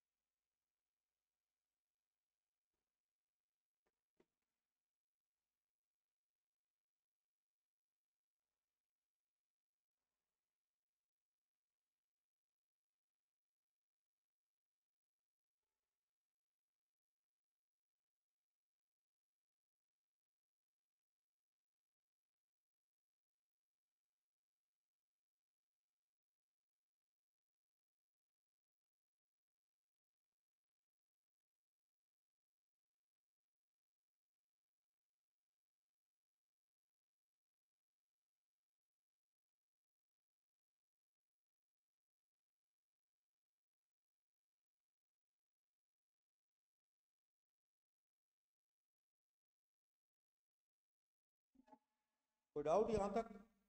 सेक्शन याद रख लोगे 47 48 117 कंपनसेशन। 138 क्या बताता था? डिसऑनर होने की बात। 139 प्रेज्यूम कर लिया जाएगा। 148 कहता है प्रेज्यूम कर लिया जाएगा क्या कि भाई वो लीगल डेट के बदले में है। और 140 क्या, और प्रूव करना किसकी ड्यूटी है? एक्यूज की, ड्रॉर की, कि भैया ये लीगल डेट के बदले में नहीं है। प्रूव कर सकता है तो कर ले, वरना ये जूम करके चला जाए। 140 ये डिफेंस नहीं चलेगा कि चेक इश्यू करते वक्त मुझे पता नहीं था, बाउंस हो जाएगा। चेक करके काटता ना, ये बहाने नहीं चलेंगे। तो ये बता रहा है, समरी बना रहा है, नेगोशिएबल खत्म। क्वेश्चन है प्रैक्टिस के लिए, आप पढ़ोगे। कहता है प्रोमिसी नोट अनकंडीशनल प्रोमिस है, रिटर्न है, साइन है, स्टैम्प्ड है किसी पर्सन के फेवर में। ये बेरर ओरिजिनली लिखा नहीं जा सकता, आरबीआई का सेक्शन 31 रोकता है, क्योंकि वो करेंसी नोट या बैंक नोट होता है, प्रोमिसी नोट बेरर जैसा। ठीक। फिर कहता है bill of exchange unconditional order है, रिटर्न में स्टैम्प, ड्रॉर के साइन, एक्सेप्टेंस से साइन करवाओ या ना करवाओ, बिना एक्सेप्टेंस के भी आगे आगे एंडोर्स हो सकता है, पर करवा लो ना, थोड़ा लीगली वो एक अच्छा डॉक्यूमेंट बन जाएगा, उसकी एक्सेप्टेबिलिटी बढ़ जाएगी। बाकी चला सकते हो, और साइट वाला है तो उसे एक्सेप्ट करवाए बिना तो ड्यू डेट भी फाइनल नहीं होगी। सेक्शन 31 आरबीआई क्या रोकता है? बेरर एंड डिमांड, दोनों चीजें एक साथ बिल में नहीं होनी चाहिए। चेक का सेक्शन, इसका सेक्शन कौन सा था? 4, इसका सेक्शन 5, चेक का सेक्शन 6। चेक ड्रॉई कौन है? Accepted, always accepted by bank, accept की जरूरत नहीं, खाते में पैसे हो, बैंक हमेशा ही क्या है? पेमेंट देगा। तो ड्रॉर कौन है? बिल ऑफ एक्सचेंज है ये भी। ड्रॉर कौन है? बंदा जिसका अकाउंट है। ड्रॉई कौन है? बैंक पेमेंट देगा। पेई कौन है? जिसके फेवर में काटा। लेकिन ड्रॉर खुद भी सेल्फ चेक काट के पेमेंट ले सकता है, पढ़ा था। इलेक्ट्रॉनिक चेक बैंक एक दूसरे पे काटते हैं, लेकिन ट्रंकेटेड चेक, ओरिजिनल चेक की क्या होती है? कॉपी क्लियरेंस में काम आती है। बेरर इंस्ट्रूमेंट जिसको दे दो उसी का। ये कैसे होता है? ओरिजिनली चेक काटा जा सकता है bearer, yes. Bill, yes. Promissory note originally payable to bearer नहीं लिखा जा सकता। हाँ, ब्लैंक एंडोर्समेंट साइन करके छोड़ दो, ऊपर नाम ना भरो तो क्या है? ब्लैंक एंडोर्समेंट करके भी किस में कन्वर्ट हो सकता है? बेरर। या लिखाओ पे टू राम और बेरर, तो वो भी क्या माना जाता है? बेरर। ठीक। Instrument payable to order is the one which is express to be payable to particular person. हाँ, ऑर्डर में नाम तो दो ना किसका। अगर नाम एक ऐसे आदमी का जो दुनिया में ही नहीं, फिक्टिशियस है ही नहीं, तो वो बेरर ही माना जाएगा।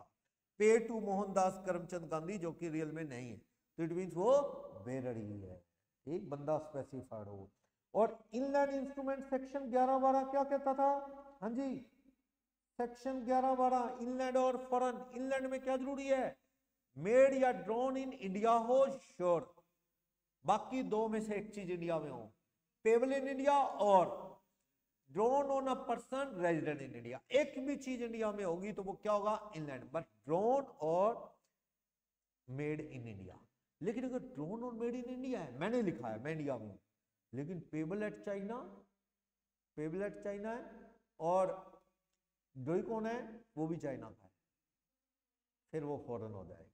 अगर लिखा ही फॉरेन में गया, चाइना में लिखा गया, फिर ड्रोई कहाँ का है या पर्सन कौन सा है, पेबल नहीं देखना, फिर वो हमेशा ही क्या है? Foreign instrument. बताया था जो इनलैंड नहीं वो फॉरेन है। एम्बिगियस का सेक्शन कौन सा था? 17।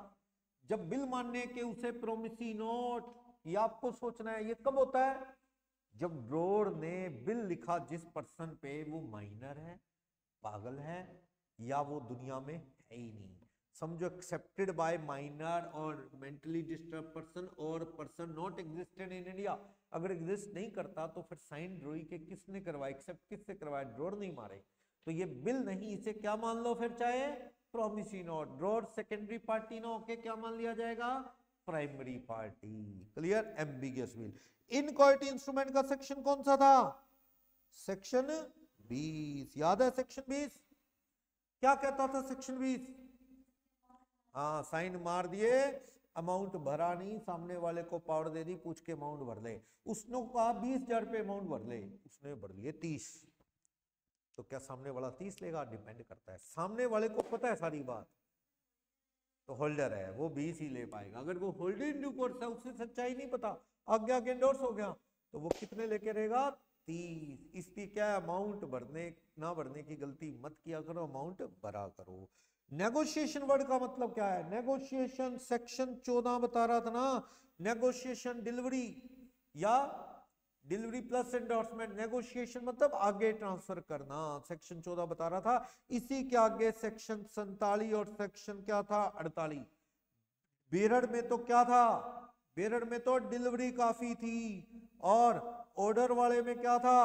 Delivery plus endorsement. लेकिन याद रखना भाई, एक्सेप्शन इसके, एक्सेप्शन क्या थे? अंडर सेक्शन 58 चोरी, थेफ्ट, गिरा हुआ मिलना, उस केस में ऐसे ओनरशिप नहीं जाएगी। डिलीवरी कैसे होगी बता दिया। क्लियर? ये है सेक्शन 138 की बातें कर रहे हैं। इनसफिशिएंसी होगी तो सेक्शन 138 लग जाएगा, 2 साल जेल, double the amount of cheque, और बहुत भी हो सकता है। इसको फिर डायग्राम से समझा रहा है। सेक्शन 13 क्या बता रहा है? बिल ऑफ एक्सचेंज में क्या होता है? Promisee note, bill of exchange और चेक, किसमें? नेगोशिएबल इंस्ट्रूमेंट में। और कैरेक्टरिस्टिक्स रिटर्न हो, साइंड हो, फ्रीली ट्रांसफरेबल। वो अकाउंट पे ही क्रॉसिंग को इसीलिए रोकते हैं क्योंकि उससे आगे ट्रांसफर होना रुक जाता है। टाइट डिफेक्ट फ्री हो ना बोला जाए तो डिफेक्ट फ्री ही माना जाता है, और कितनी भी बार ट्रांसफर हो सकता है। अनकंडीशनल प्रॉमिस या ऑर्डर है, शर्तें जोड़ी ना जाएं, अगर मैं राशि पाया तो दूंगा, ऐसी चीजें जोड़ी ना जाए। ठीक? पर्सन स्पेसिफाइड बिल्कुल फाइनल हो, हाँ उसकी पोस्ट भी हो सकती है। ऐसा ना हो लेक्चरर नेशनल कॉलेज सिरसा, नहीं, लेक्चरर कई सारे हैं, तो वो स्पेसिफाइड 100% क्लियर नहीं है, डेफिनेट नहीं है, ऐसे इंस्ट्रूमेंट ना हो। अमाउंट अप्रोक्स अबाउट वाला, एटलीस्ट वाला ना हो, सर्टेन हो। डिलीवरी जरूरी है, बिना डिलीवरी नेगोशिएशन नहीं हो सकता, सेक्शन 14 कहता था। ये प्रोमिसी नोट क्या है, सेक्शन 4 समझा रहा है। 5 बिल ऑफ एक्सचेंज, 6 किसकी बात समझा रहा है, चेक की। चेक में ट्रंकेटेड और इलेक्ट्रॉनिक चेक भी आते हैं, पढ़ लिया। बिल ऑफ एक्सचेंज में अक्सर 3 लोग होते हैं, पर हो सकता है पेड और खुद ही हो, मतलब 2 भी हो जाए। कैरेक्टरिस्टिक सारी तीनों की पड़ी हुई हैं। हाँ, आम चेक और बिल प्रोमिसी नोट एक तरफ, चेक एक तरफ, क्या फर्क है? चेक हमेशा ही पेबल ऑन डिमांड होता है, जबकि प्रोमिसी नोट और बिल क्या हो सकते हैं, आफ्टर 2 मंथ्स डेट, ऐसा ऑन डिमांड हो जरूरी नहीं। चेक पे टिकट नहीं लगते, स्टैम्प किस पे लगते हैं, प्रोमिसी नोट, बिल को एक्सेप्ट करवाना पड़ता है, और प्रोमिसी नोट को भी आफ्टर साइट में दिखाना पड़ता है, जबकि चेक हमेशा ही टाइम होता ही नहीं, ऑन डिमांड, टाइम इंस्ट्रूमेंट नहीं। चेक हमेशा ही किसी बैंक में लिखा जाता है जहां पे आपका अकाउंट है, ड्रॉई कौन होता है, बैंक, वो, जबकि उसमें ड्रॉई कोई भी पर्सन हो सकता है। 3 दिन ग्रेस के किस में दिए जाते हैं, बिल या प्रोमिसी नोट में, लेकिन चेक में नहीं। ठीक है, प्रोमिसी नोट भी ऑन डिमांड हो तो ग्रेस का चक्कर उसमें भी नहीं, सीधा पेमेंट ड्यू डेट पे, वो जब मांगो ले लो, उसमें कोई एक्सेप्ट करवाने की साइट वाली भी जरूरत नहीं। ठीक, बेरर इंस्ट्रूमेंट क्या है, ऑर्डर क्या है, इनलेट क्या है, सेक्शन 11, 12, फॉरेन इंस्ट्रूमेंट, इनकोट 20, एम्बिगस 17, पढ़ लिया है। ठीक है, प्रेजेंटमेंट फॉर एक्सेप्टेंस किसकी होती है, बिल की। एक्सेप्ट तो प्रोमिसी नोट किया नहीं जाता, हाँ साइट वाला है तो दिखाना जरूरी है, वरना उसकी पेमेंट की ड्यू डेट फाइनल नहीं होगी। तो आफ्टर साइट वाला है तो भैया ड्यू डेट फाइनल नहीं होगी जब तक एक्सेप्ट नहीं करवाओगे बिल को, और प्रोमिसी नोट को दिखाओगे नहीं, उसकी भी ड्यू डेट फाइनल नहीं होगी। अगर प्रेजेंटमेंट बंदे ने बिना एक्सेप्टेंस के आगे चला दिया, बिना एक्सेप्टेंस के आगे चला दिया, होल्डर रखे बैठ गया, आगे प्रेजेंट एक्सपोर्ट साइट कर ही नहीं रहा, तो पिछली पार्टी क्या हो जाएंगी, डिस्चार्ज। ऐसी पेमेंट की ड्यू डेट फाइनल है, ड्यू डेट पे पेमेंट लेने नहीं जा रहा होल्डर, तो पिछली पार्टी क्या हो जाएगी, डिस्चार्ज। क्लियर?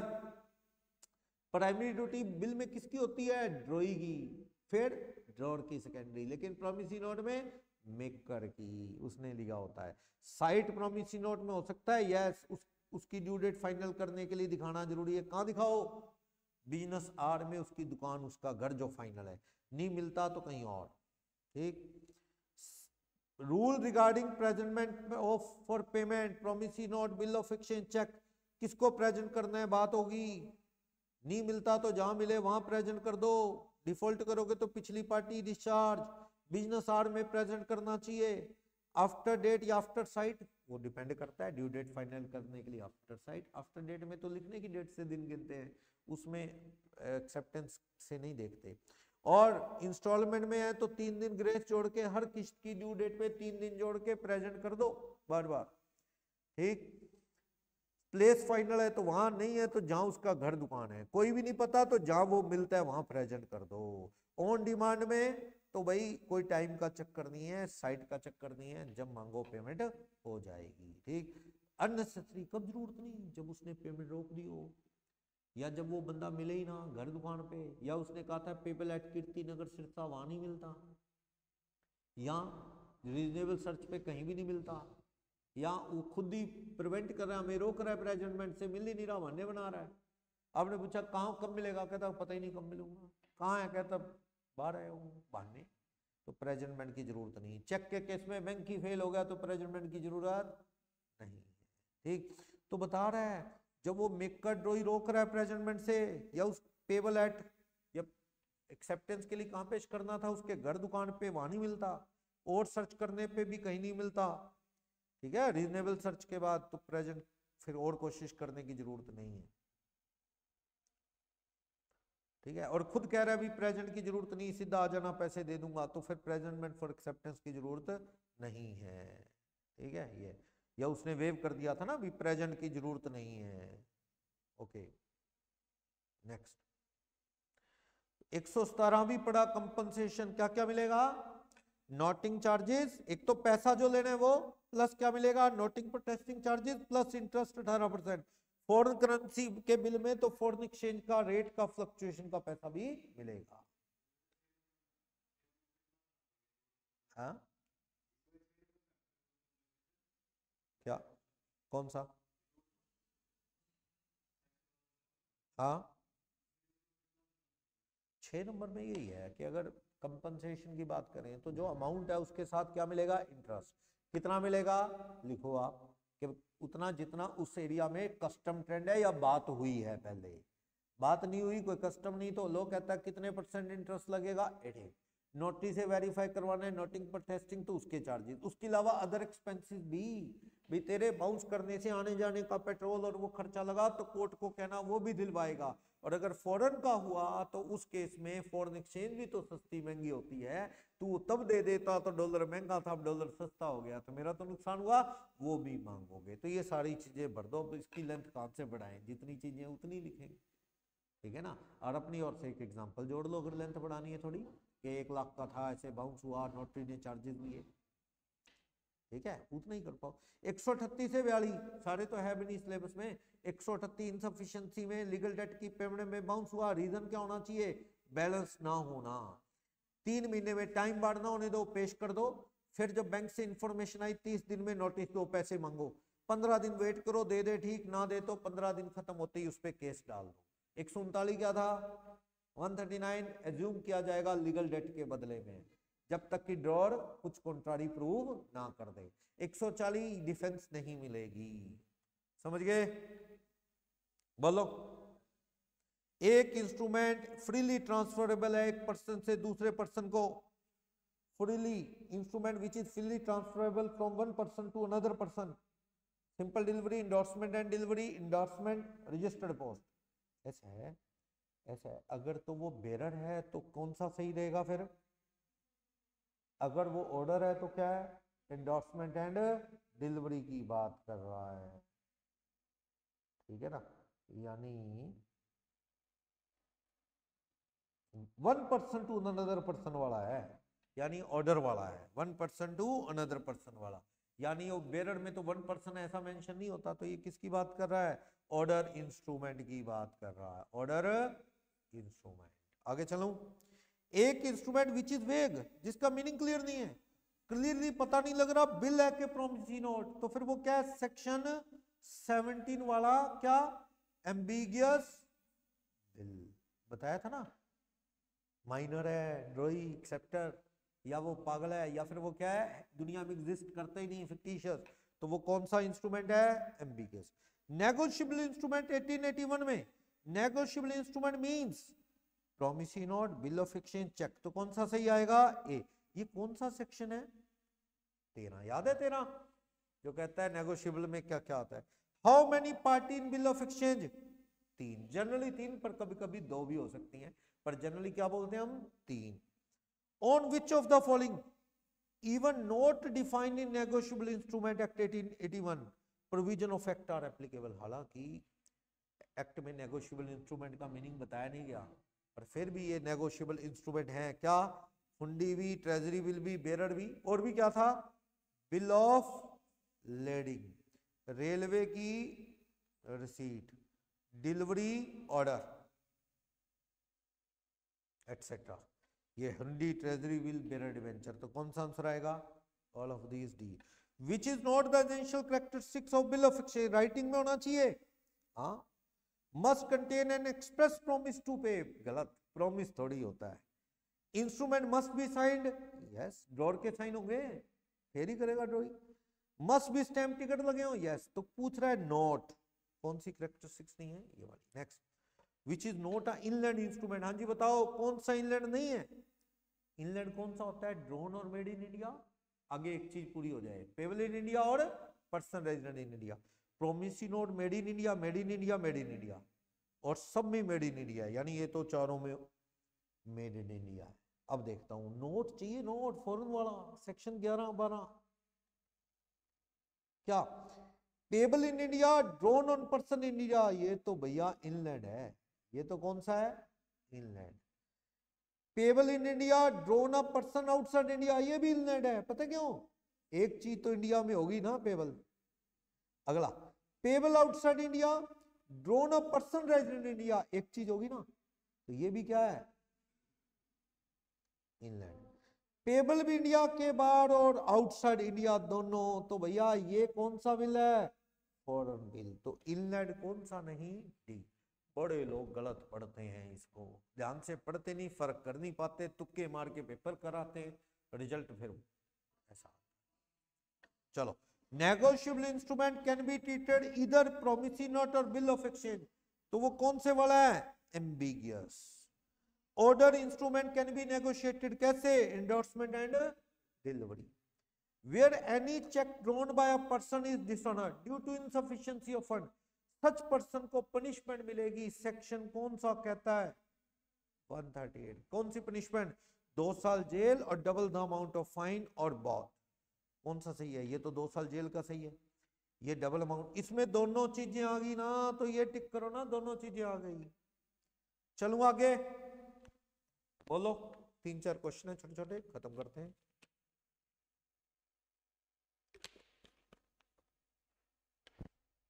पढ़ो क्या कहता है, डिस्क्रिप्टिव क्वेश्चन 1 क्या कर रहा है, एम ने एक चेक ड्रॉ किया 2 लाख का, पेबल टू क्या है, N, payable to N. M कौन है, एम कौन है, एम कौन है बोलो, ड्रॉर।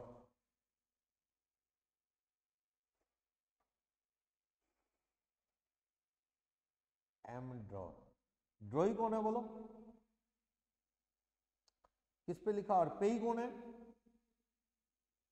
देखते हैं। एम ने एक चेक 2 लाख रुपए का, अच्छा चेक है क्या, चलो ठीक है, ड्रॉई तो बैंक ही होता है हमेशा, चेक के केस में तो ड्रॉई सेक्शन 6 कहता है कौन होता है, bank.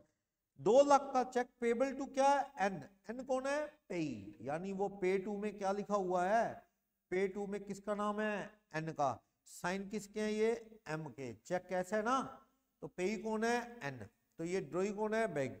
Subsequently deliver to him after seat of cheque, N ने क्या किया, किसको एंडोर्स कर दिया आगे, सी को, एन ने क्या कर दिया, एंडोर्स टू सी, सी क्या बन गया अब, होल्डर, सी को एंडोर्स कर दिया, but kept in safe locker, अच्छा एन ने एंडोर्स कर दिया सी को, बट केप्ट, अच्छा सी को एंडोर्स तो कर दिया, लेकिन उसको ना डिलीवरी नहीं दी, एंडोर्स तो C but not deliver to C, उल्टा उसने वो चेक क्या कर दिया, cheque kept in locker by N, N ने क्या किया, बैक साइड लिखा, this cheque is endorse in favour of C, लेकिन सी को डिलीवरी भी तो करनी थी, डिलीवरी ना करके उसे लॉकर में ही रख लिया, अपने ड्रॉर में रख लिया, सही है। डज दिस अमाउंट, देखो आगे पढ़ो, आफ्टर सम टाइम एन मर गया, लेटर एन मर गया, यानी उसके लॉकर में पड़ा रह गया चेक, एन मर गया, P found the cheque in an safe locker, P कहां से आ गया, हाँ मैं वही कह रहा हूं, ये मिस प्रिंट है, यहां क्या आएगा, सी, पी तो है ही नहीं कोई, सी ने पता क्या कि नौकर नुकर को क्या क्या कि चेक निकलवा लिया, क्या ये सी उसका वैलिड ऑनर है, क्या सी उसके पैसे ले सकता है, नहीं, अभी तक ये नेगोशिएट नहीं हुआ, क्योंकि वो बंदा मर गया, and expired before delivery of cheque to C, C को देने से पहले, so check has not been negotiated, वो चेक नेगोशिएटेड नहीं। आप उसके परिवार को कहना कि मेरे को पैसे दो, चेक ना, चेक नहीं ले सकते आप, चेक वो वैलिड नहीं। अब आप उसके परिवार से पैसे मांगना कि मैंने पैसे लेने हैं तुम्हारे बाबूजी से, वो पैसे दो, नहीं देते तो केस करना, छोड़ गया होगा जाने वाला दुनिया से पैसे तो कोर्ट दिलवा देगा, ये सिस्टम है, समझ आया, बोलो। तो ये पूछ रहा आपसे, क्या ये इंडोर्समेंट वैलिड है, नहीं, endorsement in favour of C not valid, क्योंकि सी ने कैसे लिया है, गलत तरीके से चेक उसके लॉकर से निकलवाया है, C will not be considered as the valid owner of the cheque, समझ गए, इसका आंसर बोलो, ये तो कहता है यस, पी नहीं है, यहां कौन है, C, C does not become the holder of cheque, क्योंकि नेगोशिएशन कंप्लीट नहीं हुई थी। सेक्शन 48 किसी का था, सेक्शन 48 ऑर्डर इंस्ट्रूमेंट की क्या बात कर रहा था, नेगोशिएशन, ऑर्डर इंस्ट्रूमेंट की नेगोशिएशन कैसे होती है, डिलीवरी और एंडोर्समेंट, दोनों चाहिए, डिलीवरी एंड एंडोर्समेंट, दोनों नहीं तो ये वैलिड नहीं। बोलो कोई डाउट, समझ आया क्या? अगला सेकंड क्वेश्चन, एम ने पैसे देने थे एन को, एम ने पैसे किसको देने थे? एन को। देयरफॉर उसने एक प्रॉमिसी नोट लिखा, किसके फेवर में? एन के। किसने? एम ने वादा लिखा, प्रॉमिसी नोट किसके फेवर में? N. For safety of transmission उसने उसके दो टुकड़े किए, एम ने ना एक प्रॉमिसी नोट लिखा, उसके दो दो टुकड़े कर दिए बीच में से फाड़ के, और एक टुकड़ा एन को भेज दिया, और उसका बाद में दूसरा टुकड़ा भेजा ही नहीं। एन का माइंड, एम का माइंड बदल गया, और एन को उल्टा फोन करके कहता है जो टुकड़ा तेरे पास है वो भी वापस कर दे, मैं तुझे दूसरा टुकड़ा भेजता नहीं। एन क्या कहता है अब? एन एम को कहता है बल्कि तू दूसरा टुकड़ा दे ताकि प्रॉमिसी नोट क्या हो जाए? पूरा। एम कहता है मैं नहीं देता वो दूसरा टुकड़ा। क्या एन बाय कोर्ट पैसे मांग सकता है? नहीं, क्योंकि तुम प्रॉमिसी नोट के मालिक बने ही नहीं, प्रॉमिसी नोट पूरा है ही नहीं, आधा फाड़ा हुआ प्रॉमिसी नोट से आप मालिक बन जाओगे? नहीं। तो बोलो इन पार्टीज के क्या राइट हैं? तो आप कहना कि एन, एन जो प्रॉमिसी है, एन कौन है जो प्रॉमिसी, क्या रखता है वो? रिटेन्ड। उसके पास क्या है? Retained half of promissory note, is not entitled to claim amount against half part of promissory note from M। सीधी बात, एन पैसे कोर्ट में नहीं मांग सकता। कोर्ट के गला दिखा प्रॉमिसरी नोट, वो कहता आधा है, कोर्ट कहता ना ये वैलिड नहीं है, क्योंकि तुम्हारे पास कंप्लीट प्रॉमिसरी नोट नहीं, तो तुम पैसे लेने का राइट इस प्रॉमिसरी नोट पे नहीं रखते। एन कोर्ट में कहता है मुझे प्रॉमिसरी नोट दिलवाओ, तो कोर्ट कहता है जी वो देता तो ठीक, बाय लो तुम मांग अब नहीं सकते, तुम्हें पैसे नहीं मिलेंगे। अमाउंट लेना है उसका केस डालो, प्रॉमिसरी नोट बाउंस होने का केस नहीं। समझ गए ना? वो प्रॉमिसरी नोट नहीं है। हाँ तुमने माल बेचे के पैसे पूसे लेने, वो तो सबूत दिखा के, बिल बुल दिखा के वो तो मांगोगे, पर एक होता है उस पैसे के अगेंस्ट प्रॉमिसरी नोट आ जाए, तो वो बिल बुल नहीं दिखाने, प्रॉमिसरी नोट दिखा के ही मांगते, वो नहीं मांगते। समझ गए ना? ये चीज बोलो। तो यही राइट कह रहा है क्वेश्चन में कि भाई एन का क्लेम अदर हाफ को मांगना मेंटेनेबल नहीं, एन का ये केस मेंटेनेबल नहीं, पैसे नहीं मिलेंगे। एम जस्टिफाइड कर रहा है, वो अपना आधा वापस मांग रहा है, क्योंकि उसने माइंड बदल लिया, कहता है जी जो टुकड़ा दिया तू वो भी वापस कर, वो देने से आधा इनकार कर सकता है? कर सकता है। भैया प्रॉमिसरी नोट नहीं करता मैं तो आधा नहीं देता, वो उसको उसके फेवर में है। डिलीवरी पूरे के होनी चाहिए, सेक्शन 46 कहता है ना डिलीवरी होगी तो ही वैलिडिटी होगी, तो ये डिलीवरी नहीं मानी जाएगी आधे टुकड़े की। समझ गए? चले आगे थर्ड क्वेश्चन पे। भोलेनाथ से मिलते हैं, क्या कह रहा है? कह रहा है भोलेनाथ ने चेक काटा, किसके फेवर में? सुरेंद्र। भोलेनाथ ने किसके फेवर में चेक काटा? Surendra. After having issued the cheque, cheque issue करने के बाद Bholenath requested Surendra not to present the cheque for payment, कह रहा है पेमेंट के लिए प्रेजेंट ना करो, और स्टॉप पेमेंट के लिए रिक्वेस्ट करता है। तो भैया ये 138 सेक्शन की ओर जाएगा। भैया खाते में पैसे है नहीं मैटर नहीं करते, जब तुम पेमेंट रुकवा रहे हो चेक काटने के बाद, तो ये पेमेंट से इनकार ही है, 138 का एक्शन होगा। सुरेंद्र को चेक देने के बाद भोलेनाथ क्या कहता है सुरेंद्र को?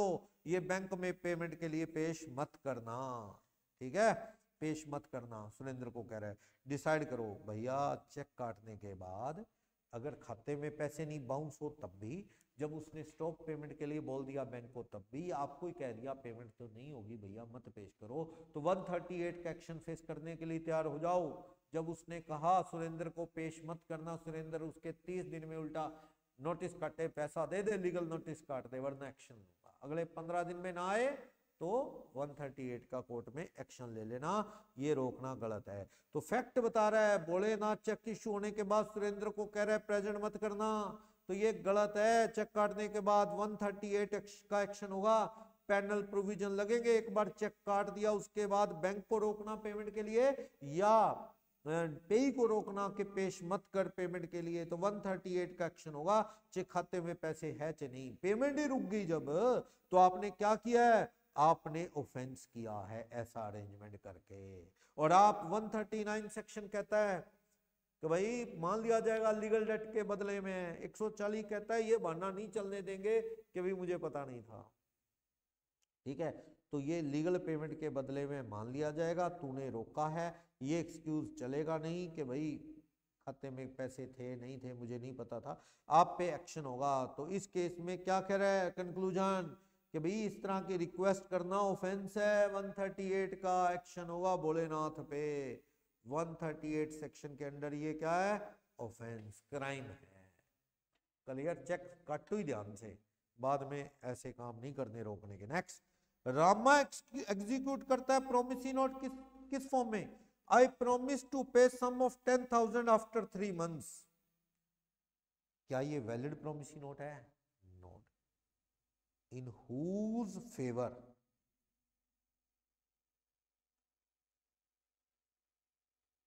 प्रोमिस गिवन मिसिंग है। भैया प्रोमिसी नोट में आपने ये तो नहीं लिखा, आपने लिखा मैं पैसा दे दूंगा 10,000 आफ्टर 3 months, किसको, वो नहीं लिखा, तो बेरर प्रोमिसी नोट हो गया। और बेरर प्रोमिसी नोट पे रिस्ट्रिक्शन है, रिस्ट्रिक्शन अंडर सेक्शन कौन सा, 31 ऑफ आरबीआई है, उस पे रोक है, बेरर प्रोमिसी नोट अलाउड नहीं, इसलिए वैलिड प्रोमिसी नोट नहीं, क्योंकि इसमें टाइम मेंशन नहीं। तो कह रहा है प्रोमिसी नोट अनकंडीशनल वादा होता है राइटिंग में, ठीक है, लेकिन इस क्वेश्चन में जो है पेई मिसिंग है, किसको पेमेंट होगी, पेई मिसिंग है, और पेई मिसिंग हो तो वो बेरर हो गया, और बेरर को वो रोकता है आरबीआई एक्ट, इसलिए ये valid can't be legally enforce, ये प्रोमिसी नोट वैलिड नहीं, so it is not valid promissory note, valid नहीं, सही है। लास्ट पांचवा, नकुल ने प्रोमिसी नोट दिया सहदेव को 10,000 का, नकुल कौन है, मेकर, और सहदेव कौन है, पेई, उसको 10,000 रुपए का प्रोमिसी नोट दिया, डिलीवर कर दिया, ये पकड़ उसको दे दिया, सहदेव इसे प्रोमिसी नोट को किसे एंडोर्स कर देता है, अर्जुन को, but deliver to Arjun agent, एक ही बात है, अर्जुन को दे दो या अर्जुन के एजेंट को, एंडोर्स हो गया, ये डिलीवरी होगी। आगे बढ़ो, सब्सिक्वेंटली अर्जुन का एजेंट एक्सपायर हो जाता है and promisee not found by Arjun in his agent table drawer, agent की टेबल में अर्जुन को वो अपने एजेंट की टेबल में वो क्या मिलता है, प्रोमिसरी नोट। अर्जुन नकुल से कल को प्रोमिसी नोट के पैसे मांगता है, तो पूछ रहा है आपसे क्या अर्जुन उस प्रोमिसी नोट के पैसे मांग सकता है कि नहीं मांग सकता। भैया एजेंट कौन है, एजेंट कौन है, अर्जुन का, तो अर्जुन को मिला या अर्जुन के एजेंट को डिलीवरी मिली, तो एक ही बात है ना।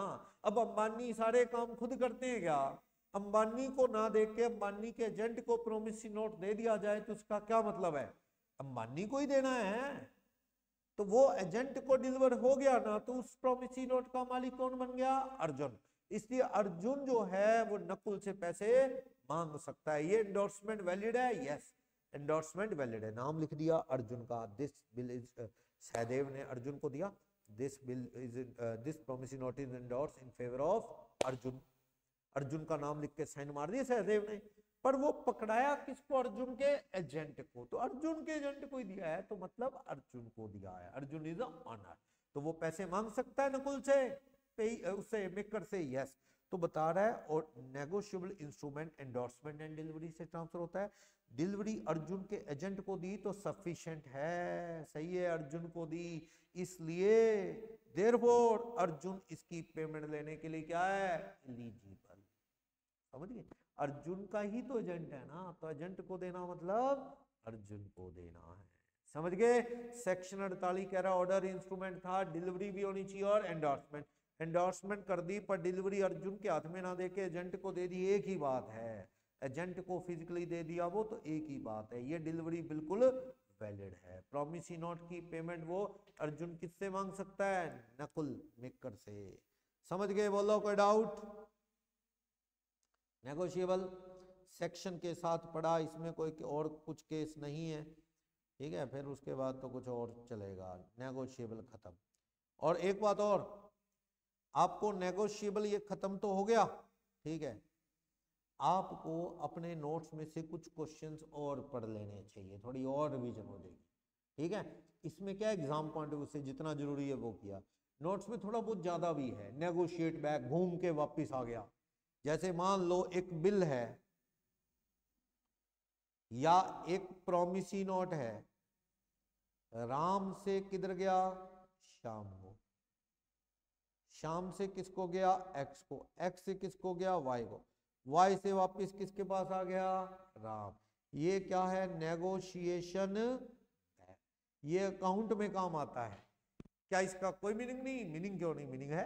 राम ने जो शाम को देने थे वो खाता क्लियर, शाम ने जो एक्स को देने थे खाता क्लियर, एक्स ने जो वाई को देने थे खाता क्लियर, वाई ने जो राम को देने थे खाता क्लियर। अब सारों की लायबिलिटी क्या होगी, डिस्चार्ज। और इसके बाउंस होने का भी कोई चक्कर नहीं। बाउंस अगर राम करेगा तो राम को पैसे आगे से आने थे वो भी तो नहीं आएंगे, तो इसके बाउंस होने का कोई चक्कर नहीं है। पढ़ लोगे, थोड़ा नोट से नजर मार लो। मेन ये जो सेक्शन है ना, जितने उतने ही करने हैं आपने अच्छे से। एक्स्ट्रा सिर्फ नॉलेज के लिए आप देख सकते हो, क्वेश्चन प्रैक्टिस के लिए आप डिटेल अपनी वीडियोस हैं ऑलरेडी अवेलेबल, आप उसमें डिटेल में देख सकते हो। क्लियर है,